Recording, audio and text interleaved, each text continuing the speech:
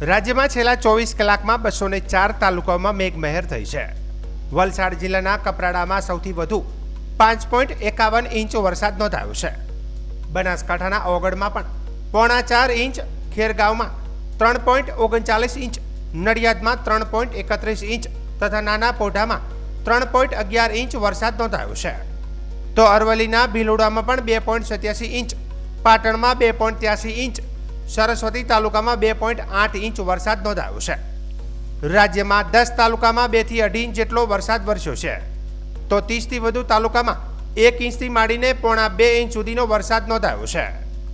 60 થી વધુ તાલુકામાં 0.5 ઇંચથી વધુ વરસાદ વરસ્યો છે. સાર્વત્રિક વરસાદથી રાજ્યના 206 જળાશયોમાં 45% જળ સંગ્રહ થયો છે અને 14 ડેમ 100% ભરાયા છે.